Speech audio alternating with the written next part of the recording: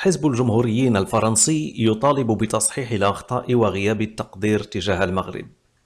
طالب رئيس حزب الجمهوريين الفرنسي إريك سيوتي أمس الخميس بالرباط بتصحيح الأخطاء المرتكبة وغياب التقدير تجاه المغرب، مبرزا أن الروابط التي تجمع المغرب وفرنسا قوية جدا.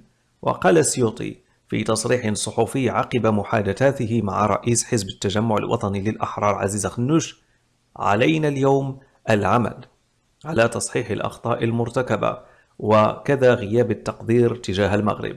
وأضاف سيوطي: نحن بحاجة للمغرب وأوروبا بحاجة للمغرب، موضحا أن أوروبا لا ينبغي لها أن توجه رسائل غير ودية للمغرب، فنحن بحاجة إلى هذه الرابطة القوية للغاية بين المغرب والاتحاد الأوروبي وفرنسا.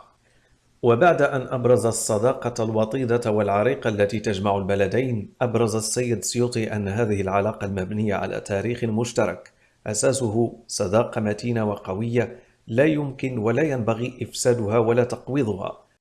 ومن جهة أخرى، نوه رئيس حزب الجمهوريين بالدور الجوهري الذي يضطلع به المغرب في القارة الإفريقية والمغرب العربي، ولا سيما فيما يتعلق بضبط تدفقات الهجرة، مشددا على ضرورة إعادة إرساء سياسة قوامها التشاور والتعاون بشأن قضايا الهجرة.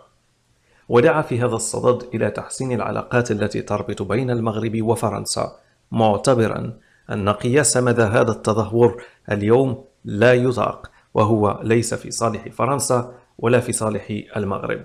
وأعرب سيوطي الذي يقوم بزيارة للمغرب على رأس وفد من الحزب عن رغبة حزبه في إرساء شراكة مع التجمع الوطني للأحرار تمكن من التعبير علانية وبقوة عن رغبتنا في العمل سويا بما ينسجم وقيمنا. وأبرز أخنوش من جهته أهمية تحسين آفاق التعاون بين حزب التجمع الوطني للأحرار وحزب الجمهوريين، وكذا العلاقات بين البلدين، على اعتبار أن المغرب يظل شريكا كبيرا للعديد من الدول الأوروبية.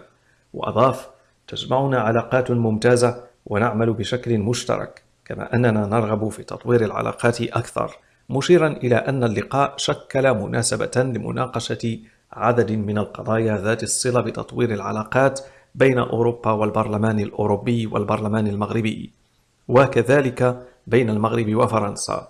وبخصوص العلاقات مع البرلمان الأوروبي، أعرب أخنوش عن الأسف لموقف هذه الهيئة تجاه المغرب، مضيفا: نحن لا نفهم ما يجري بالبرلمان الأوروبي.